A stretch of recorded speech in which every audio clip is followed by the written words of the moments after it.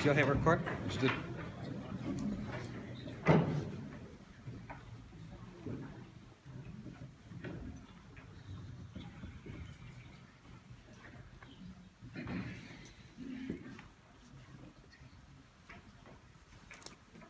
Please be seated.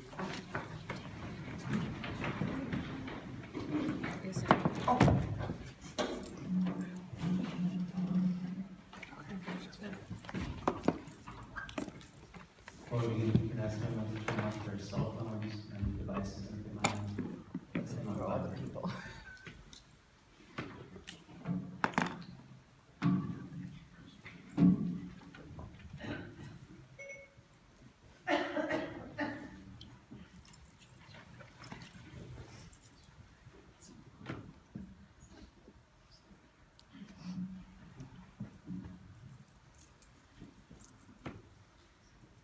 We begin the service today for Grandma, for Bubby, for Claire.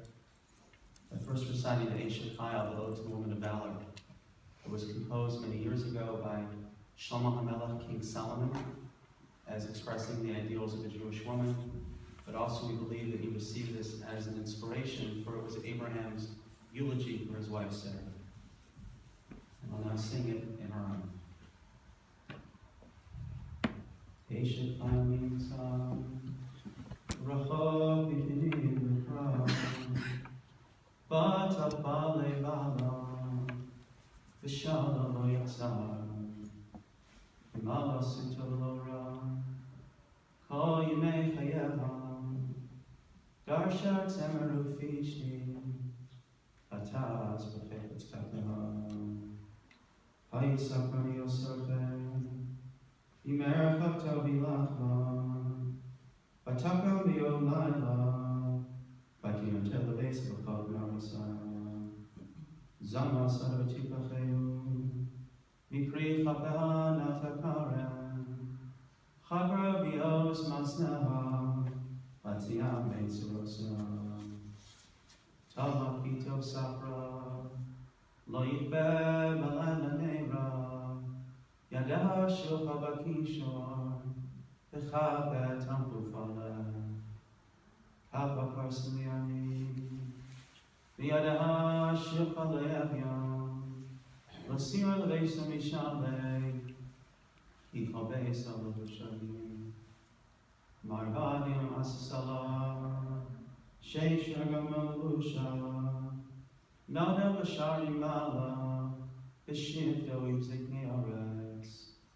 Salinas latinkor, Achagar nasan laknani, Oz v'hadar l'lusha, Batis chak liyom akron, Biha pasa v'chachma, V'saras chased al shana, Sofiha lichos pesa, V'lechem atzis lo sofero, Kamu bana ve'ashura, Bala v'yadala,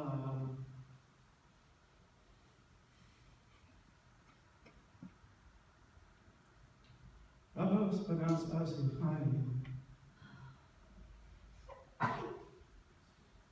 Yata ve'isa kloim, Sheker achei, Hevel he'yofi, Nisha yiras Adonai yiti salam, Shmilam v'priyada, Yahweh v'avasham v'asa. A gallant woman who can find far beyond pearls is her worth. Her husband's heartfelt trust is in her, and he shall lack for nothing. She bestows good upon him and never harm all the days of her life. She seeks out woven linen, and her hands work willingly. She makes a cloak and sells it. Strength and splendor are her raiment, as she cheerfully awaits the last day. Her mouth is open with wisdom, and the teaching of kindness is on her tongue. She oversees the ways of her household, and partakes not of the bread of laziness. Her children arise and praise her. Her husband, he lauds her. Many daughters have accomplished well, but you surpass them all. Grace is false, and beauty is vain. A woman in awe of God, she should be praised. Give her the fruits of her own hand, and let her deeds praise her in the gathering places, and let us say, Amen. Amen. We'll now recite Psalm 23, written by King David. King David in his life experienced moments of great joy, moments of sadness. We utilize the words of Psalm 23 for strength at this time. I'll first recite it in Hebrew, and then ask those who would like to join me in its recitation in English. Mizmor David, Adonai Rohi Lo Sam, Dinos Teshe Yarbi Tzedi, Alei Menuchos Yina Aleini, Nafshi Yeshovei, Yancheini B'Madlei Tzedek, Aman Shimon, Gam Kieleh, V'kei Tzama Bes Lo Irora, Yata Imadi, Shiftecha Mishantecha, Hema Yinachamuni, Tarot L'fanai Shochan Neged Sarai, Yishanta B'Shem En Roshi, Kosi Rivaya, Achto B'Chesed, Beautiful Likoy Mechayai, Yisham Beves Adonai, Lioref Yomi. Song of David. The Lord is my shepherd, I shall not want. God causes me to lie down in lush pastures. God leads me beside tranquil waters. God restores my soul. He guides me in righteous paths for his name's sake. Though I walk through the valley of the shadow of death, I fear no evil, for you are with me. Your scepter and staff, they comfort me. You prepare a table before me in full view of my adversaries. You have anointed my head with oil, my cup overflows. May goodness and kindness pursue me all the days of my life, and I shall dwell in the house of the Lord for length of days. And let us say, Amen. Judaism teaches us that Claire, the grandma's neshama, her soul is very much present at this time. And it's important for us to express our hakara hatov, our gratitude to her for what she brought to our life, and the words that we share serve as a source of comfort for her as she makes the journey from this world to the next. We're going to be hearing from a number of generations within the family. First, I'd like to call upon my Uncle Michael, then followed by Uncle Jay.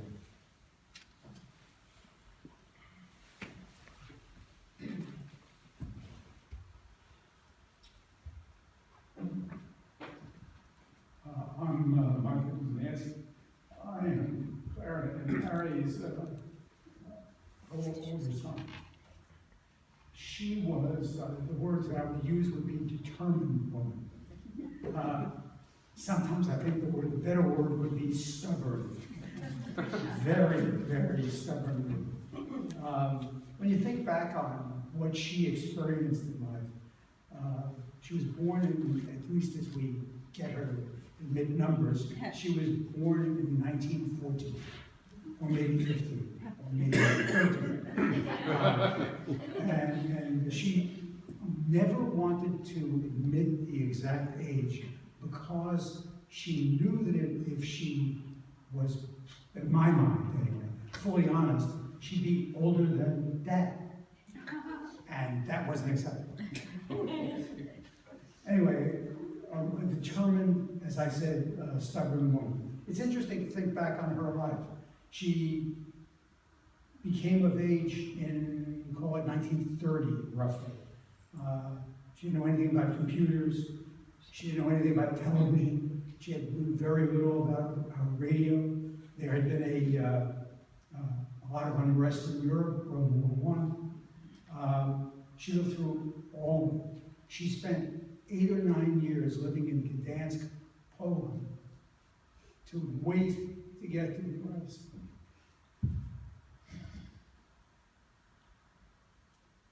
She also surprised me because she had a non-accented English. I never understood where this came from. You know, everybody else I knew from Eastern Europe had very much of an accent, not clear. Again, I think it's a product of being stubborn. She also, by the way, when you think of it, 1930, 31, 32, 33 is the height of the Depression. She came out of high school into that. Always was employed, by the way, as she told me more than once.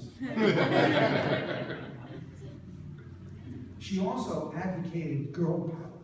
I don't know where that came from when you think back on, what her influencers were at that time. But nevertheless, she was advocating the boys. It's important that the boys be smart. It's important that they be involved. But more important, the girls. The girls have to accomplish something. She also acted as a mom, as a lot of you know, to her extended family. She was the one who was available to come in. For example, my dad's sister lost her parents in the early 1940s.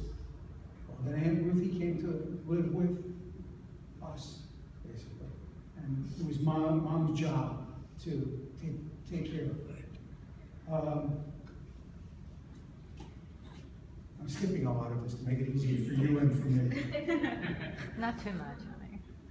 Excuse me? Excuse me, I'm going Not to too confer with much. my director. Don't skip too much. It's good.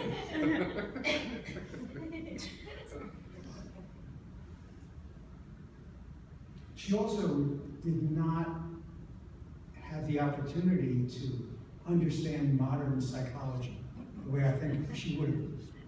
Had she had that opportunity, I think she would very much have loved it. Someone along the way, or someone's along the way, said to me, tell an experience that you had as a child with your mom.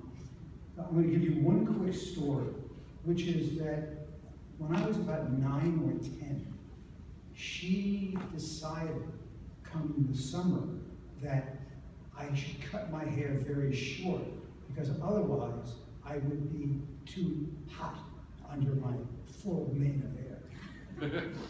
And she and I probably fought every summer for 3 years or more over the question of, do I get to decide how long my hair is, or does she? She never gave up. I have played with the notion. I think in some way she's the Donald Trump of mothers. Uncle Jay, you're an ass.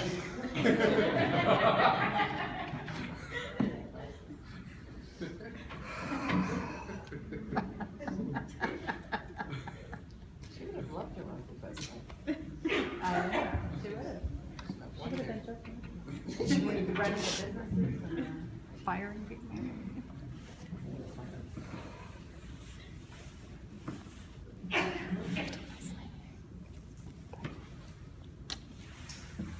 What an incredible journey is Claire's life. Born in Russia, escaping Tsarist anti-Semitism, she left her place of birth running, as only she could describe, across the snow-covered fields to a better life. That journey took Claire, her father Eli, her mother Etta, and her sister Rose across Europe, first to England and finally to the United States. As a little girl, she understood and appreciated the true concept of freedom. That sense of freedom allowed Mom to become the best that she could be. When the state of New York told her she was too small to fulfill her dream of becoming a nurse, she showed them. When women weren't supposed to start their own business, she showed them. When people told her creating her own line of cosmetics was a venture doomed to fail, she showed them. When the brokerage houses told her a woman could never manage her own money, she showed them. Whenever someone told Claire she couldn't do something, she showed them. Claire's great love was our father Harry, of blessed memory. The love the two of them shared was stronger than any I think I have ever seen.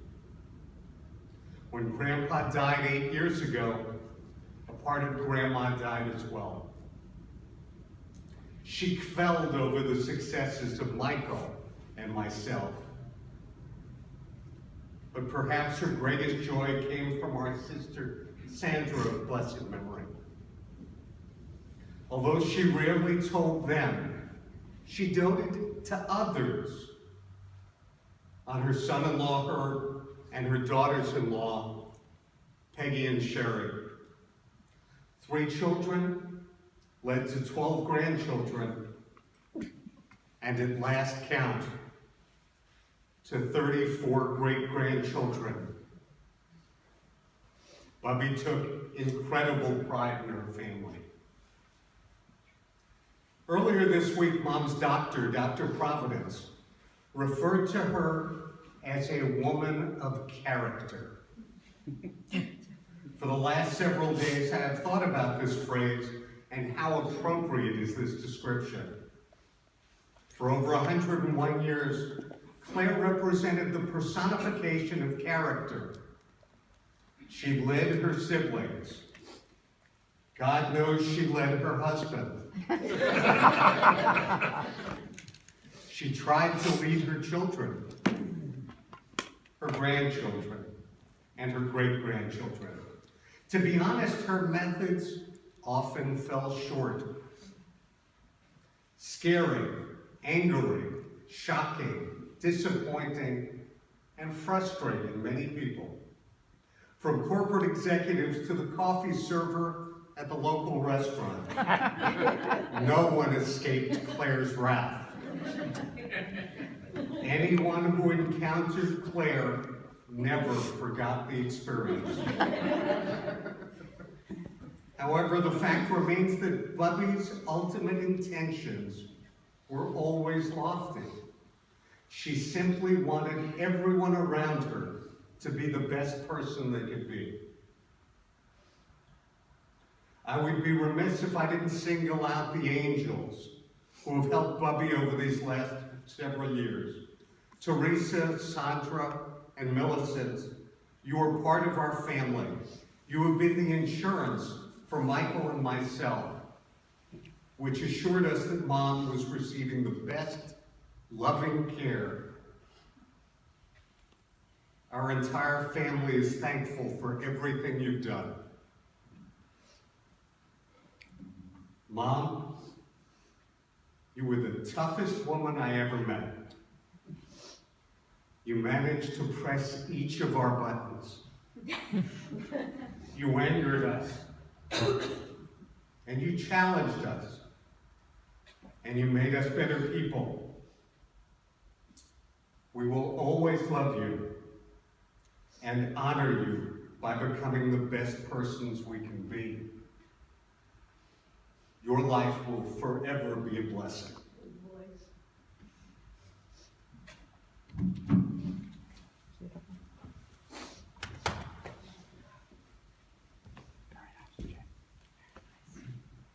Valentine's come from Michael's children, David, Ellen, and Eric, and photos.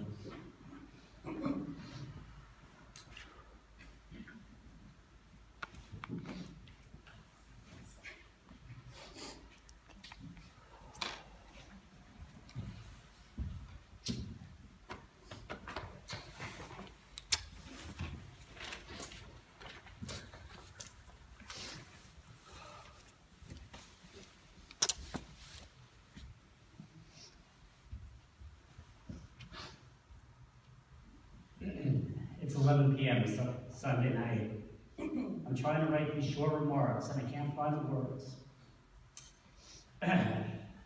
The one thing that came to mind is have a voice. Claire would not be shy. She'd be clear about what she wanted to say, and she would march up here with all the confidence in the world and look you in the eye and say whatever it is she had to say. And let me tell you, it would have been important. She would have been right. So with her spirit in mind, here goes. I'm grateful. I'm grateful to have had Claire in my life for such a long period of time. The great thing about being 49 years old and having an old grandmother is that like many of you, I had an opportunity to know her when she was relatively young. Willa even got to know her great-grandmother.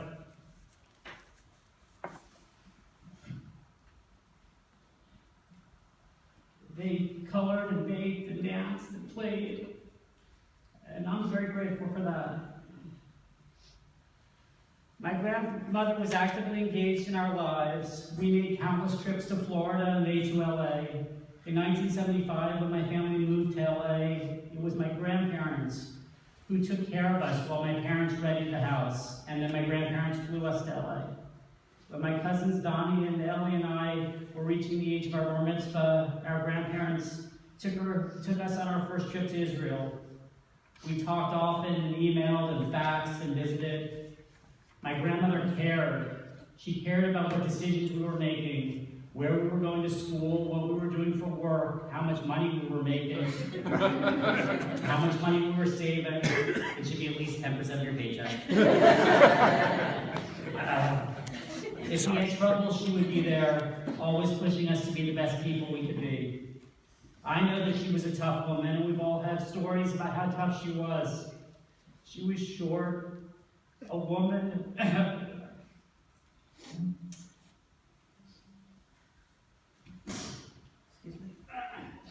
An immigrant, and she was tough as nails. We all know how comfortable she was speaking her mind, even when many of us maybe didn't love what she had to say at that particular moment.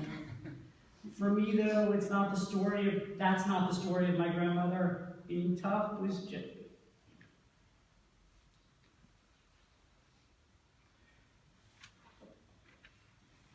This is the end, so being tough was just her means to a much greater end. It was a means to love.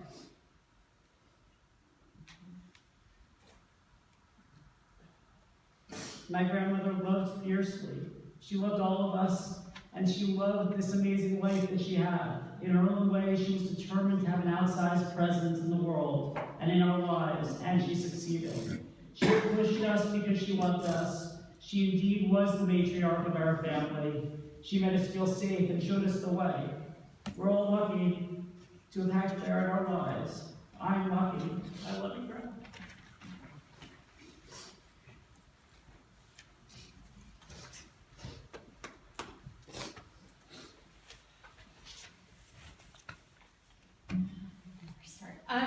So as my dad and my uncle Jay were saying, it's incredible to me when I think about her life. And I know she told me that her first memory was of being scooped up by her dad and running out of their house in their little village and running into the woods to escape soldiers who were coming in. She told me that the first time she had an orange was when I think she was 8 years old on the boat after all the years of traveling. Was on the boat in 1923 when she came to this country. And to think of, and she also told me around that time about being in America and seeing Jell-O for the first time. Do you remember? She told me about it was in a bowl and it was on, it looked so beautiful the way it shimmered. I mean, she really did have an immigrant's love for America and life, and so grateful for the life she had here. And to go from that to this woman who wanted to be independent, as my dad was saying, in the early 1930s, is just amazing to me. It's such a role model, and to build this thriving business. I was talking to my mom yesterday, and she spoke about these memories of going to Yonkers with us in tow, and my dad and my grandma would have something on the stove, and then would run into her office and like do a treatment, and then come out and I don't know, take care of the soup, and then go back and deal with the patient, and come back out. My mom said it was always this great meal, and she had no idea how my grandmother did it. But she was formidable. I was talking to my daughters yesterday, and my daughter Lena said, Auntie Claire would have made a really good lawyer. And I said, yeah. And then she thought for a minute and said, but she had 2 lawyers as sons, and maybe she liked bossing around lawyers. I thought that was probably accurate.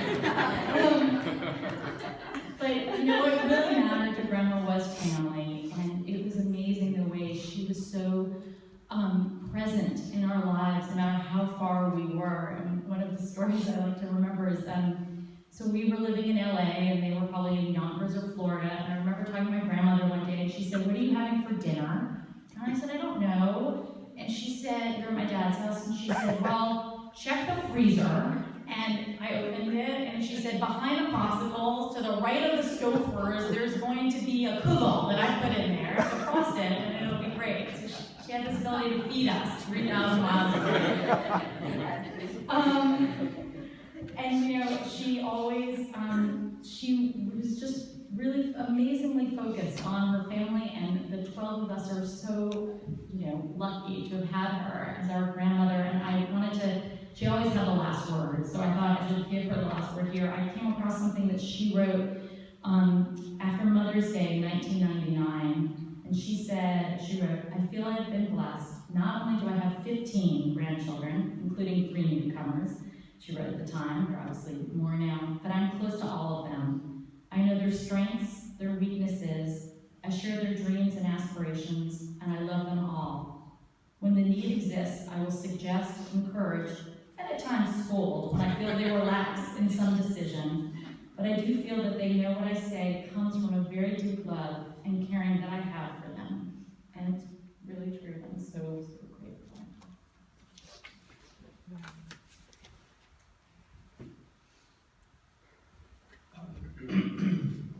I just want to mention 2 stories that have always stuck with me, experiences that I had with Grandma. And one is when I was about 20-something years old, and I had gone to East Timor, which is a very far away place, and there was basically a war going on, and I thought it would be cool to hang out there. I was sitting in a house, and you couldn't get a hold of the U.S. Embassy at the time. I couldn't get a call out. We were basically all huddled in a place, and 30, 40 people in a house. And somebody comes out and says, "Is there an Eric Umansky here?" And I said, "Yeah, I'm Eric Umansky." He said, "Your grandma's on the phone."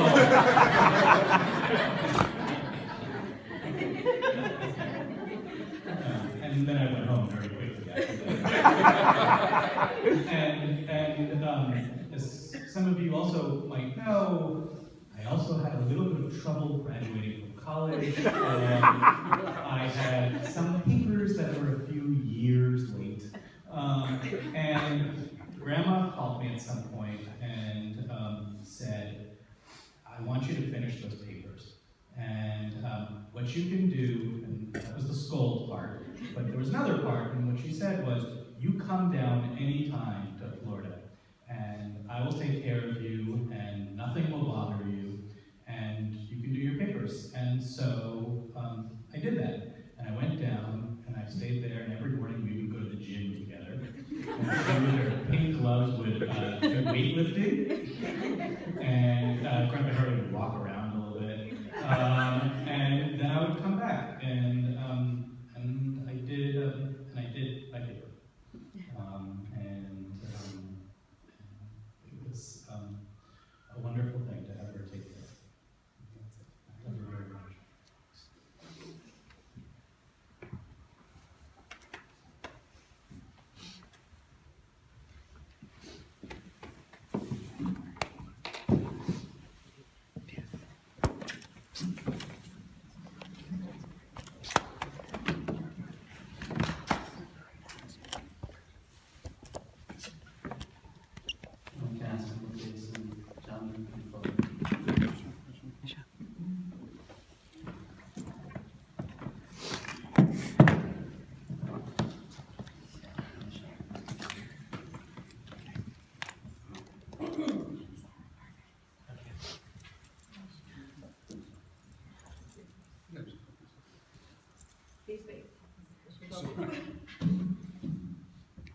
Claire's life was a reflection of what's possible in America. An immigrant child who arrived by boat, learned the language, found her place in a foreign land, and forged a life that would inevitably be responsible for our own. 49 of us exist due to the thanks of Claire and Harry's dedication to one another. She even wrote a book about the 2 of them, our story, which an anonymous reviewer on Barnes & Noble called a fantastic tale of love, devotion, and electrolysis. They also went on to compliment the editor of the book, so but that's what the love was, a fantastic tale of a bright-eyed blonde from the Pale of Russia, who by fate met a sweet, soft-spoken fellow from the Lower East Side. Now, I'm certainly not the most spiritual person in this room, but I do believe that what we saw between Harry and Claire here on Earth was but a glimpse of what they'll share now. In one of my favorite novels, What Dreams May Come, the main character says to his wife, "Heaven would never be heaven without you." And I like to think that's the first thing Harry said when he saw Claire yesterday. And knowing my grandfather, he had been dressed and waiting by the door since he got up that morning. I know this is Claire's eulogy, but it's impossible to speak of her without Harry. Life was a struggle without him. At one Thanksgiving dinner a few years ago, Claire turned to me, thinking that I was my father, and said, "Jay, I'd like to be with Harry now." So it was almost as if these past 8 years had been a dream she had been waiting to wake up from so that she could finally reunite with her soulmate. My grandmother had faith that one day she would, and now she finally has. Personally, I've always struggled with faith, and I found myself jealous of those who didn't. But the one thing I've always believed in is the love this family has for one another. It's a love I felt when we all dropped everything without question and flew in from all over the world just to be there for her. It's a love I felt in the hallways of the hospital where we waited to hug one another close before going back in to check on her. And it's a love she felt right until the end when she was surrounded by her children. And it's a love that we can all feel today, together. So that's what I hold on to, and that's what I believe in. The love story of my grandparents, Harry and Claire. And should you ever find yourself forgetting, as Claire always said, just read the book.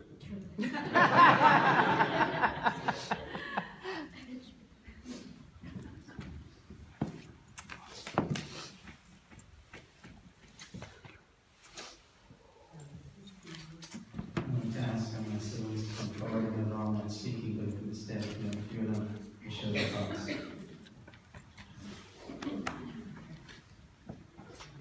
That's what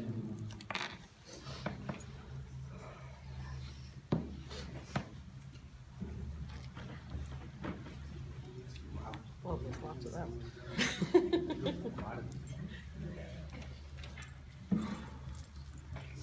Grandma used to ask me, what's going on in your life, in your world? She recognized how differently I was raising my family than she had hers. Yet she always expressed an interest because she truly cared and loved us all.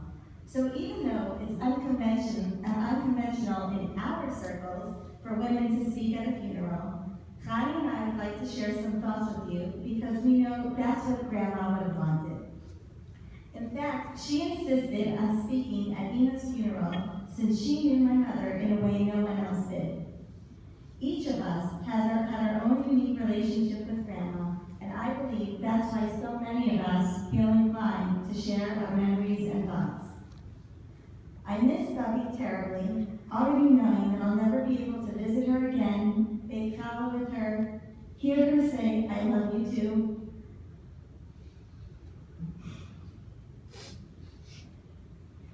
Hold her soft, warm hands in mine, or give her a kiss. I've been fortunate to have Grandma in my life for so many years and milestones. Grandma lives a full life, as her name suggests. Chaya, or Chaykala, as she was affectionately called by Grandpa, means life. And yes, in her 101 years, she, thank God, lived life to its fullest. As we all know, Grandma wouldn't have had it any other way. Therefore, I'd like to celebrate her life and share with you some of the treasured memories I have shared with her. Grandma and Grandpa always joined their family in Atlanta for both Sukkot and Pesach.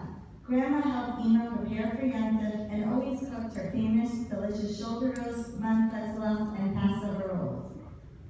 I remember Grandma sending an extra magnifying lamp to our home in Atlanta so she wouldn't miss an opportunity to give me some electrolysis sessions during that time. I can't say it was my fondest memory, but it shows how much she cared about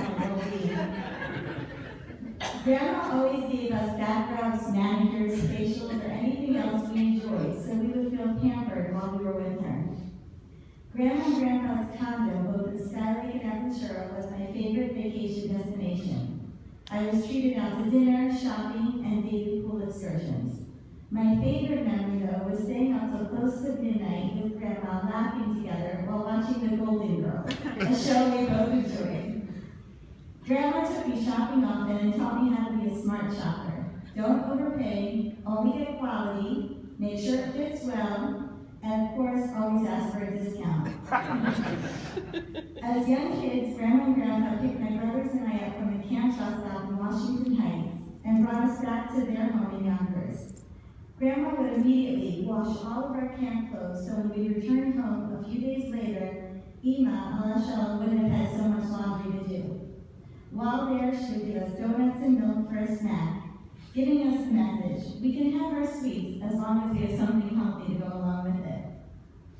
Grandma and Grandpa took pride in our achievements, and I recall them proudly coming to New York to attend my college graduation and celebrating with them afterwards. Grandma and Grandpa came to New York once again after I became engaged so they could help me shop for my trousseau on the Lower East Side. Grandma took pleasure in outfitting me in my home, especially since she knew Ima, Allah was no longer there to do it with me. Grandma and Grandpa came once again after Sarah was born to help me recuperate and teach me how to care for my newborn. Although Grandma took it very hard when Ima Allah passed away, she strengthened herself to be there physically and emotionally for my entire family. A number of years ago, while living in Baltimore, I began to research alternative ways to generate more income.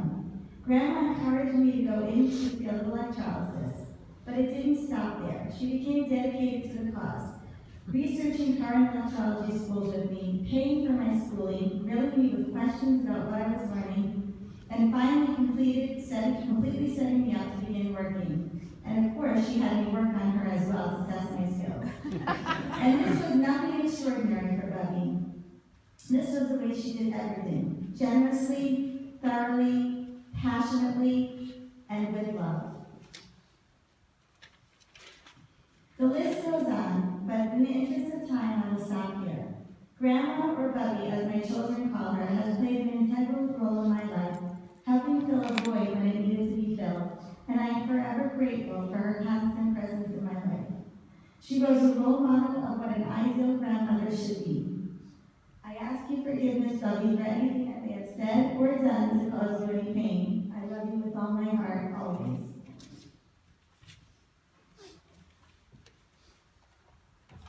No one said my favorite piece of advice so far that you give all of us, because you have to earn enough money to send any man to go to hell.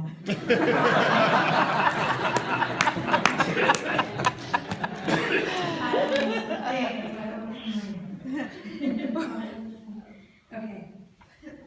We all knew this was coming, and we knew this was going to happen, but it seems to be hitting us all a little harder than we thought.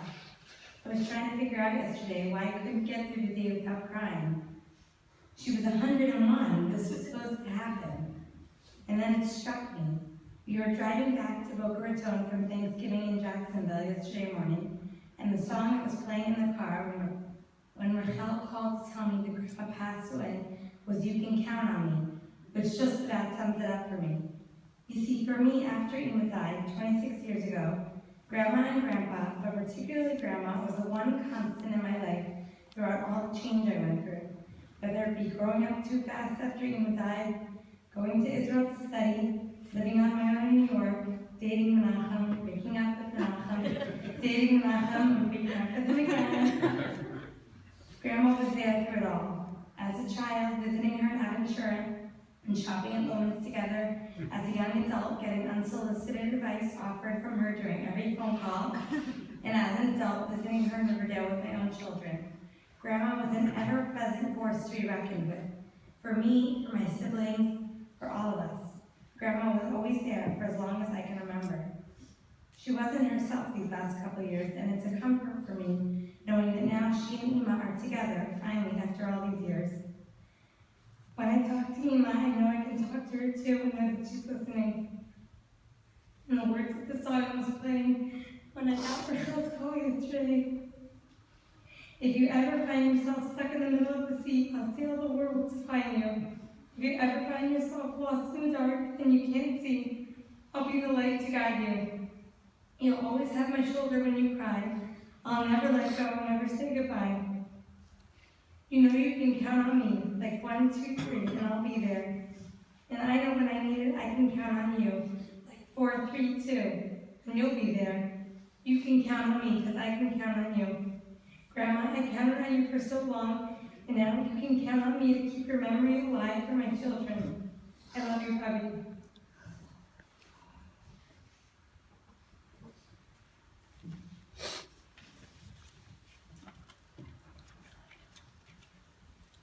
I just wanted to say a few words,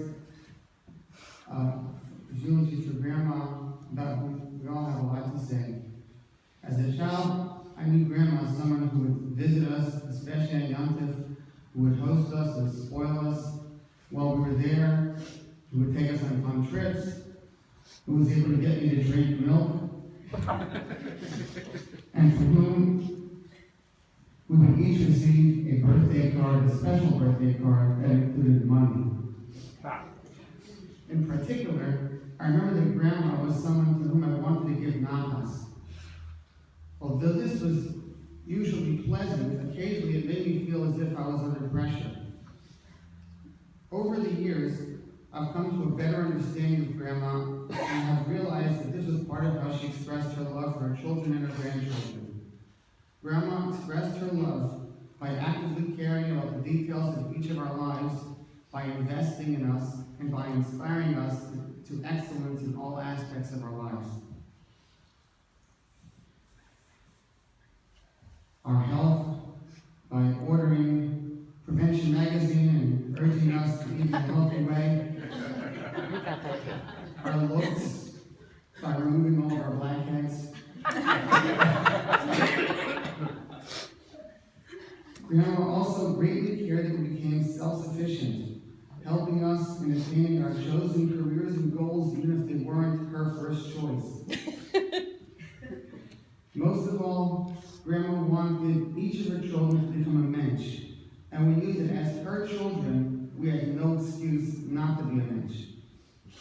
On a personal note that illustrates Grandma's interest in our endeavors, I remember when I told Grandma that I was in a weekly class in the yeshiva that was given in simple Yiddish.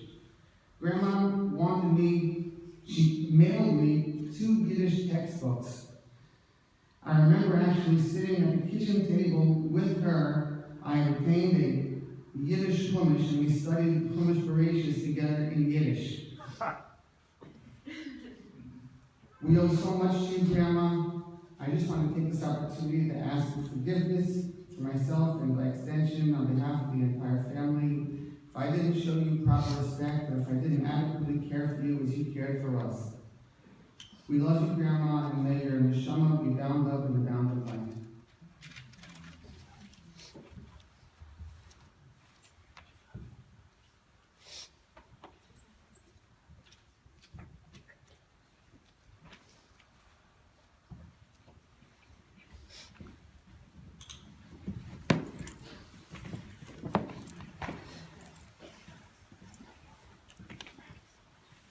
I want to ask Grandma for speaking on behalf of the great-grandchildren.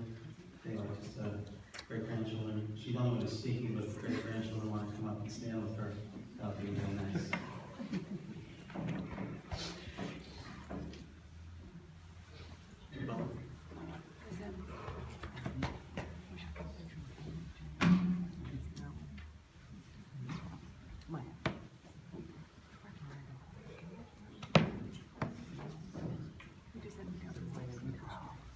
Wow.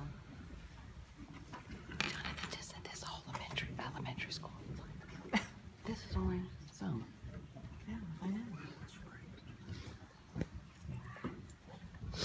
As the oldest of Grandma's great-grandchildren, I'll be speaking on behalf of my sisters and cousins. When I asked them to send me their reflections about Grandma, a couple of themes emerged. Grandma's love of family, Grandma's honesty, and Grandma's belief in us. Grandma loved spending time with her children and their families. Our visits with Grandma and Grandpa were always memorable. Sometimes we visit Grandma and Grandpa at their home, whether in Florida or in Riverdale. Other times, they visit us at our homes.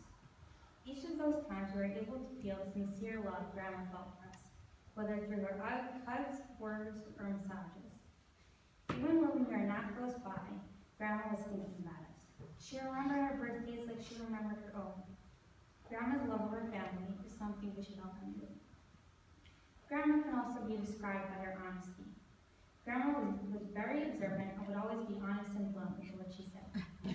Whether it was with regard to what we were wearing or how we were acting, Grandma always told us the truth.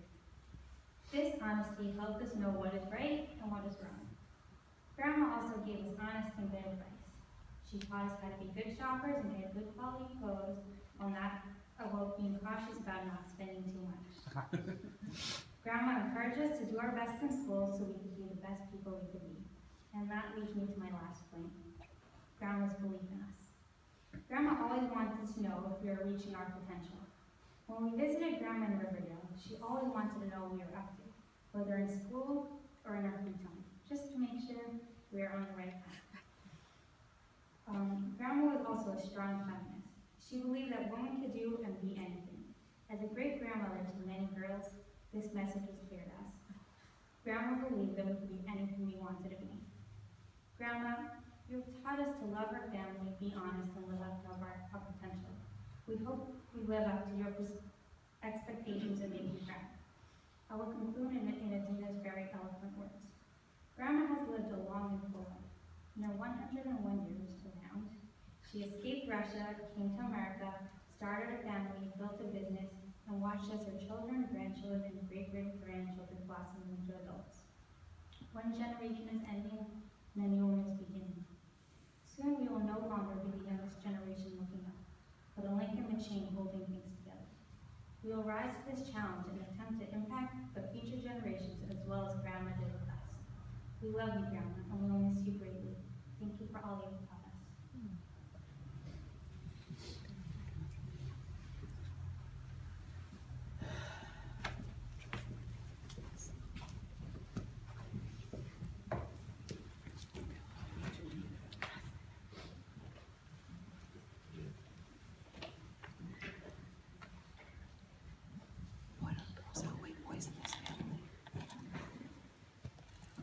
You know, my father and Merrill were here this past week when they heard that Grandma took ill. He went back to Israel, and my father left some thoughts that he wants to share, and that I'll read, and then let's conclude with my own thoughts. When Ina passed away in 1989, Grandma was adamant about speaking at the funeral. In Atlanta in 1989, there was no tradition of laymen speaking at the funeral, only the rabbi spoke. But Grandma felt that family members should speak, because it was their words that emanated from the heart and entered the heart of those who heard those words. Grandma spoke from the heart. She expressed grief, a profound sense of loss, and a wise understanding that even when loved ones are no longer with us, they can still influence us for the good. I first met Grandma around 1962 and 1963. I remember my first impressions. There were cars lined up on Standish Avenue in front of the house. The cars belonged to clients of Grandma who came from near and far to be worked on for hair removal, electrolysis, and to remove pimples before an important social event. Grandma enabled many people to look their best, and people traveled to see her because of her magic hands that were both strong and gentle. Although electrolysis was her vocation, it was not her life. Her family was her life, both her nuclear family and her extended family. Relatives enjoyed being with Claire and Harry because they were smart, loving, and genuinely concerned about others. I remember Aunt Minnie and her tasty cookies that were part of the hospitality in the Umansky home. Aunt Minnie was a fixture of the house and a valued relative, and a friend who Grandma treated with sensitivity and respect. I remember Grandma's father, your grandfather, a man with European roots, who treasured the Yiddish language, a language which connected the generations. And I remember the great honor and concern that Grandma displayed for her father. She, by example, taught us how to properly revere parents. And Michael and Jay learned that lesson well. They show us how to properly fulfill the mitzvah of kibbud av v'em, honoring parents. in the best possible way. I also remember how amazingly organized she was. She had a profound understanding of the value of time. In spite of a very busy work schedule, she always found time to cook, prepare delicious meals for the family. Whenever guests came over, Grandma pulled something out of the freezer that she prepared before anticipation of company. Grandma was at her best, however, as a wife and a mother. I never saw a wife so solicitous about her husband, so careful about his diet. I remember that. And his well-being, no salt. They were a match made in heaven, each one perfectly complementing the other.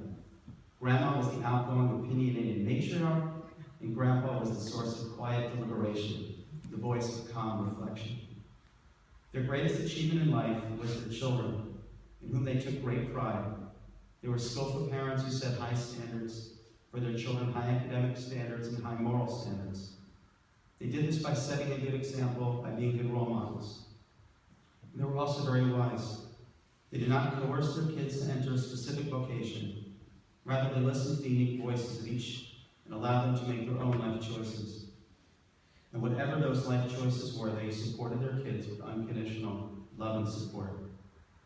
Our sages tell us that when choosing a wife, one should check out the wife's brother, for his character may reveal something about the sister. I did not deliberately do this when I courted Ima, but I was aware of this directive of the rabbis in the Talmud, and I was and still am impressed by the sterling character of Michael and Jay. When we look at the children, at Michael, Sandy, blessed memory, and Jay, all of whom are so devoted to the well-being of their parents, we see what extraordinary parents were Grandma and Grandpa. Together, Grandma and Grandpa leave a host of rich memories for all of us. They may not be with us physically, but they will always be with us in our hearts and minds, in the hearts of our children and grandchildren, who are blessed to be in their presence and who learn from them how to be good listeners, how to work hard to achieve goals in life, how to be non-judgmental, how to be a good friend, and how to be a mensch. May Michael and Jay be comforted together with all the mourners of Zion and Jerusalem. And may the memory of Grandma and Grandpa continue to be a source of inspiration to us all.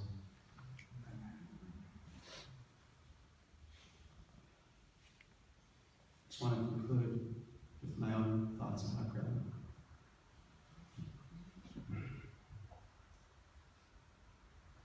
Thank you to everyone today for all of your heartfelt tributes. I stand here today not as a rabbi, but as a grandson. There's so many stories we could share about Grandma. And today is only a small slice of her enduring impact in our lives. I know we will think of her always. The love she invested in us, the life lessons, written and oral, are so much a part of us. We are her legacy. In home this morning, how blessed we are. A fellow, Frank Forbes, who works in the Stanford Police Department, reintroduced himself to me early this morning at Starbucks where I hang out. I met him at the funeral of a woman in our community for whom he cared for many years. She was alone, and to his eternal credit, he adopted her into his family. And our community turned out in early September to escort this woman on her journey to the next world. But here we are, thank God. Generations of Grandma and Grandpa's descendants, all indelibly and eternally shaped by her. Her zest for life, her Yiddishkeit, her love of family, tenacity, honesty, wisdom, and so much more. She will always live on in us and so many she touched. It's hard to believe she's no longer physically present with us. She was our bridge to the past and our road to our future. As much as we knew the day was near when I heard the news, I cried for her, for our loss. She was a link to our roots, an earlier time. She knew a Europe and America beyond our imagination, but came to this country with a dream and a spirit, laying the foundations with Grandpa for all of us. She reminded us of the blessings of America, the golden Medina, and the welcoming arms of Lady Liberty. As a child, we were raised by her on the vision of Emma Lazarus. All my cousins know what I'm talking about. Give me your tired. You have to memorize that. Almost, you're poor, you're hungry. I always treasure the letter that she gave each of us on the bicentennial of our country. Her love of America was coupled with her love of Israel, and I'm struck at how it permeates our extended family for generations. As David mentioned, the trip we took with Grandma and Grandpa, Uncle Michael, my mother, blessed memory, David and Ellie, and our bar mitzvah years to Israel lit a spark within me that grew over the years. So much so that, God willing, Grandma's first great-grandchild, Adina, will be making Aliyah and moving to Israel. Who could have imagined? One trip, rippling across time. There are hundreds, if not thousands, of seeds Grandma planted in our lives that yield and will continue to yield fruit forever. We cannot summarize Grandma's life, the stories, the wisdom are too numerous, but one word does come to mind when I think of Grandma. The word is tiferet. It is a sphira, it's a manifestation of God's presence on earth. And what is it? It's translated as splendor, but it is the synthesis of chesed, of kindness, and gevura, which is strength. Reaching out in love, but standing firm in principle. A balance of giving and withholding. In my mind, Grandma was tiferet. She was a person who was strong, as we heard today in her conviction, a bundle of personality and spunk, yet so loving to all. As we've heard as well, her kindness knew few bounds. Her love of Grandpa was extraordinary. They were one and each exhibited such respect and love for each other. And they showered all of their time, attention, and love on us, who were also fortunate. We were pampered on our visits to Florida and treated like royalty when sitting on the terrace for breakfast. She would feed us food, fresh fruit, and she was so concerned about us that she said, look, you sit here so you can have a nice view. Me and Grandpa see this view all the time, but you sit here. And she derived so much joy from nurturing our family, joining us for Pesach, later years Rosh Hashanah. She was the model wife, and although she ran, as again we heard, a successful business, she did her best to provide home-cooked meals, taking care of Grandma. And she developed a relationship with each of us, her grandchildren, her greats, as she would call them, her children, their spouses, nieces and nephews. She was and is the matriarch of our family. She brought us all together, and she and Grandpa made an effort to always be part of our lives. But her love was tempered by her honesty, as we've heard as well, and her frankness, her gevura, her strength. Diane reminded me of a time in a restaurant in Florida. This is typical, I'm sure we all have the story, when the waiter asked, how is everything? And Grandma answered, do you really want to know? And she gave him some advice. But she did it out of a sense of love, because she wanted the restaurant to improve. She really did it. She was proud of us, our family, and all of our accomplishments. As my father would always say, whenever we had a family gathering, she'd say, Grandma's holding court. We'd all sit there, she'd tell us what was going on, what she wanted us to hear, what was going on in our lives, and I love that so much, we all did, and I'll miss that. She was tiferet, splendor, a soul infused with love, kindness, generosity, and balance with strength, tenacity, determination, spunk, and honesty. But it's especially sad today, as Grandma and Grandpa were another link to Ima, to my mother. Grandma and Grandpa, to their everlasting credit, after Ima's tragic passing, always made an effort to stay connected to us and to be there for us. God works in mysterious ways we will never understand. But Grandma taught us about faith in God. My relationship with God deepened through Grandma. She would express her anger at God, the pain in her heart, and all of ours, which will always remain. But she found a way to carry my mother, as we all did, in spirit, to forge a life fitting with Ima's legacy. She taught me that having a relationship with God means you can question and believe. You can mourn and be in pain, but have the hope and the strength to celebrate life. And even now I cry because I miss my mom so much. And Grandma's passing makes that loss even more real. I want to conclude with one final thought. I felt it this morning. At the end of the quiet meditation, the Shemona Esrei, I always offer a prayer for our family. for good health and fulfillment, each by name. When I came to Grandma, I paused with a heavy heart as I realized she was no longer physically present. The finality of her passing penetrated my heart. Yet 15 minutes later, I cried and the burden began to lift.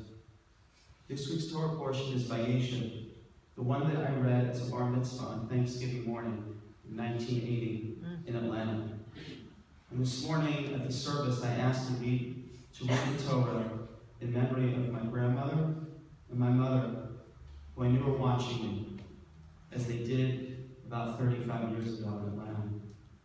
I knew then, as I do now, that they're all watching over us, Grandpa too. We know, Grandma, that you're all proud of us, our devotion to Judaism, being our very best, and seizing every opportunity to realize our potential and make the world better. And we are eternally grateful to you.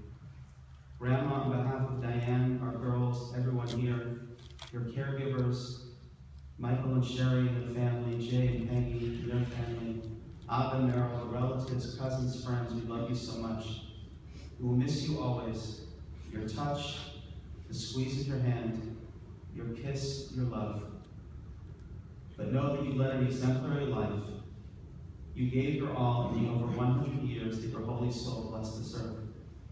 I know you are now with Grandpa, your parents, Ema, and all of our loved ones. May God watch over you in your journey. You will live in us forever and ever. We already miss you so. May your soul be bound in the bond of eternal life, and let us stay together. Amen. Please rise. We now recite Kabbalah in Grandma's memory.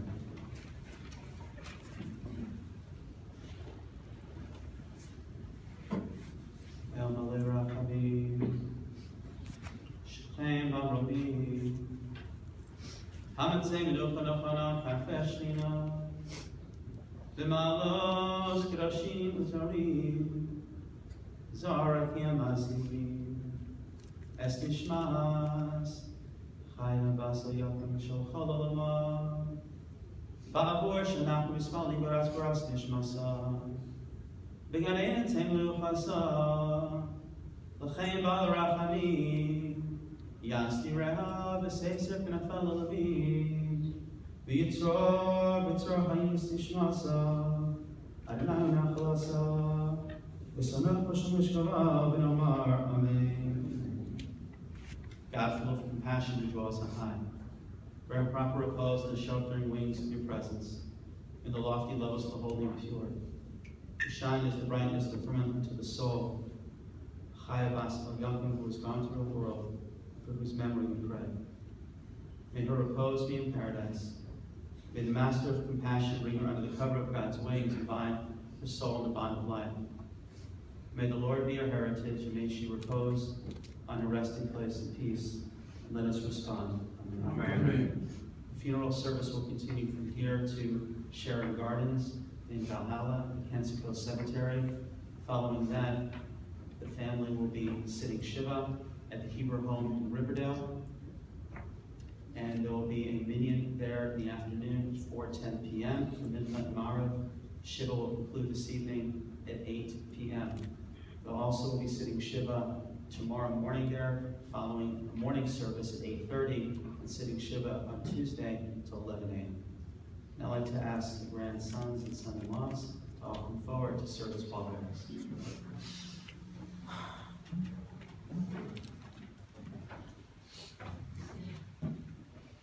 Ladies and gentlemen, those folks that are going to be going to the cemetery, directions will be provided for you as you exit. All of your coats have been moved to the back of the chapel. Please allow the immediate family to go up the aisle first.